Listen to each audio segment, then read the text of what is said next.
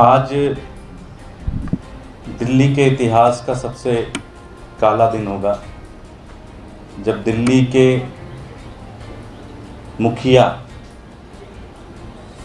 जो अपने आप को दिल्ली का सर्वोच्च अधिकारी बोलते हैं, पहला नागरिक बोलते हैं, दिल्ली के उपराज्यपाल महोदय जी ने दिल्ली वालों को चोर कहा है। कल उन्होंने एलजी साहब ने अपने एक ट्वीट के माध्यम से उन्होंने कहा कि दिल्ली की एमसीडी को सबसे अमीर बनाया जा सकता है अगर दिल्ली वाले ईमानदारी से टैक्स दें। मुझे लगता है ये बहुत ही गैर जिम्मेदाराना बयान है और एलजी साहब को इस तरह की बयानबाजी से बचना चाहिए। एलजी साहब अभी नए हैं, उनको दिल्ली वालों के बारे में नहीं पता। हम दिल्ली वाले दिन रात मेहनत करते हैं। हम दिल्ली वाले जो बड़ी बड़ी कोठियों में रहते हैं वो भी ईमानदारी से टैक्स देता है, जो अनऑथराइज कॉलोनी में रहते हैं वो भी टैक्स देता है, जो झुग्गियों में रहते हैं वो भी टैक्स देता है। एलजी साहब, आपको मैं एक छोटा सा फिगर दूंगा। जब अरविंद केजरीवाल जी की सरकार आई तो दिल्ली का बजट 25,000 करोड़ रुपए था। आज मात्र 6 सालों में दिल्ली का बजट लगभग 70,000 करोड़ रुपए हो गया। तो ये कैसे हुआ? ये दिल्ली वालों ने किया है। हमने 1 रुपये उधार नहीं लिया, हमने 1 रुपये का कर्जा नहीं लिया, हमने कोई वर्ल्ड बैंक से कर्जा नहीं लिया, हमने किसी स्टेट से कर्जा नहीं लिया, हमने किसी सेंट्रल गवर्नमेंट से कर्जा नहीं लिया। ये दिल्ली वालों ने सारा पैसा इकट्ठा किया, दिल्ली वालों ने सारा का सारा पैसा जमा किया, टैक्स के माध्यम से दिया और बाकी सारी चीज़ें दी। तो ये दिल्ली का जो बजट आज इतना बड़ा बना है वो दिल्ली वालों के टैक्स से बना, क्योंकि दिल्ली वाले ईमानदार हैं, दिल्ली वाले मेहनती हैं। और आपने ये कह दिया कि दिल्ली वाले चोर हैं, दिल्ली वाले टैक्स नहीं देते, इसलिए एमसीडी रिचेस्ट नहीं हो पा रही है पूरे दुनिया के अंदर, पूरे देश के अंदर। एलजी साहब, आप अभी नए नए हैं, मैं आपको कुछ एमसीडी के हालात आपको बताता हूँ। एमसीडी इतने बुरे हालात में क्यों है, वो दिल्ली वाले उसकी जिम्मेदार नहीं है। हम दिल्ली वाले तो उनको बहुत पैसा देते हैं, बहुत टैक्स देते हैं, लेकिन आपकी एमसीडी, भारतीय जनता पार्टी की एमसीडी क्या करती है मैं उसके बारे में आपको बताता हूँ।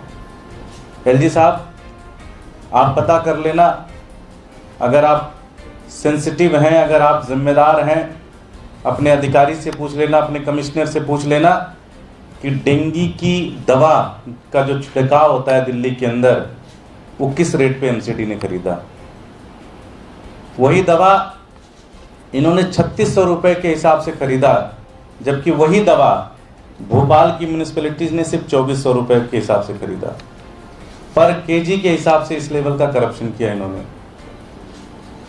आपके कूड़े के मशीन की सफाई के लिए ट्रॉमर मशीन खरीदी गई, जिसका रेट 17 लाख रुपए मार्केट में उसका रेट है, लेकिन आपकी एमसीडी, भारतीय जनता पार्टी की एमसीडी, उसी ट्रॉमर मशीन के लिए 19 लाख रुपए पर मंथ के हिसाब से किराया दे रही है 3 साल के लिए। करोड़ों रुपए का करप्शन यहाँ पे हुआ। बच्चों की किताब खरीदने में करप्शन हुआ, हाउस टैक्स इकट्ठा करने में करप्शन हुआ। और सबसे बड़ी बात यह है कि करप्शन की सूची तो बहुत लंबी हो जाएगी।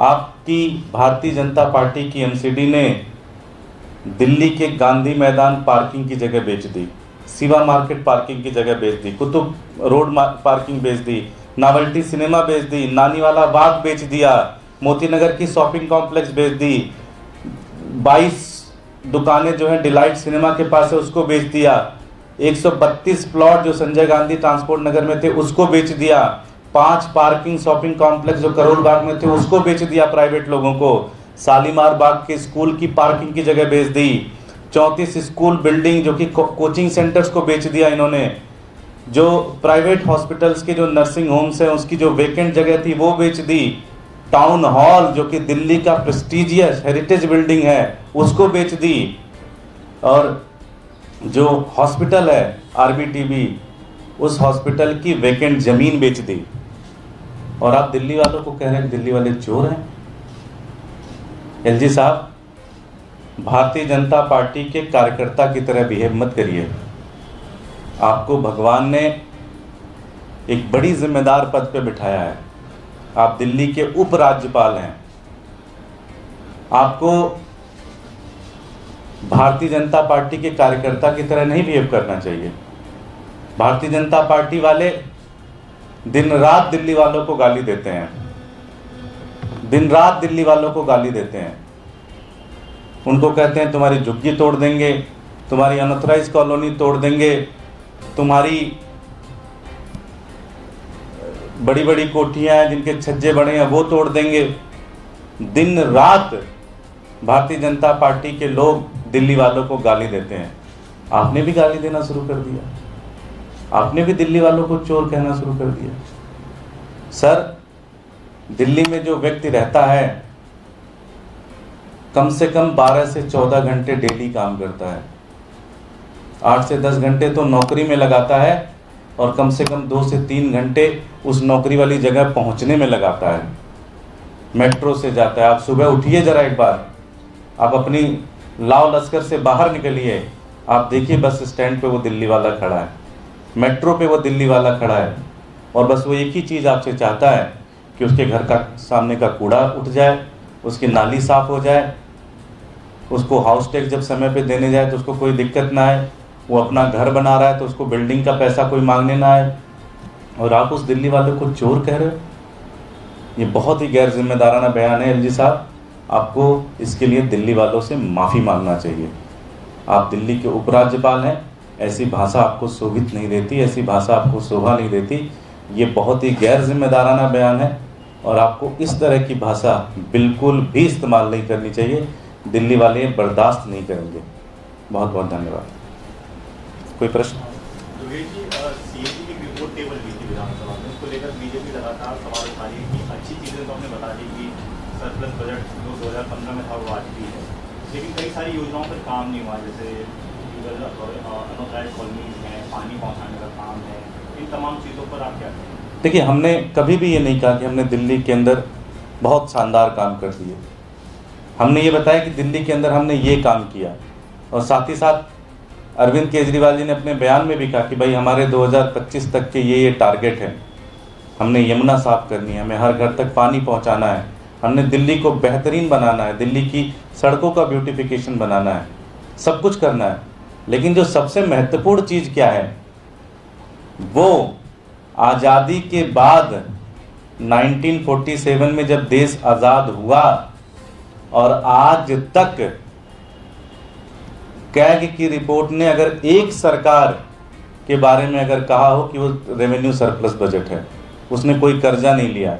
अगर मैं गलत नहीं हूँ तो उत्तर प्रदेश के ऊपर लगभग 6 लाख करोड़ रुपए का कर्जा है, राजस्थान के ऊपर कर्जा है, गुजरात के ऊपर कर्जा है, कर्नाटका के ऊपर कर्जा है, हरियाणा के ऊपर कर्जा है। दिल्ली के ऊपर 1 रुपए का कर्जा नहीं है, और दिल्ली वालों को गर्व है इस बात का। दिल्ली वाले गर्वान्वित हैं इस बात को लेकर कि दिल्ली का एक मुख्यमंत्री अरविंद केजरीवाल ईमानदारी से काम कर रहे हैं। वो इतनी मुश्किलों के बाद इतनी शानदार तरीके से काम कर रहे हैं। ना 1 रुपए हमने टैक्स बढ़ाया, ना 1 रुपए हमने किसी से उधार लिया, दिल्ली वालों की मदद से। और ये दिल्ली वालों ने बीड़ा उठाया। इस दिल्ली को हमने इतना 25,000 करोड़ से लेकर 75,000 70,000 करोड़ का बजट हमने कर दिया। रेवेन्यू सरप्लस बजट हुआ। कई सारी योजनाओं में 70% काम हुआ है, 80% काम हुआ है। वो सारी योजनाएं भी हम कंप्लीट करेंगे।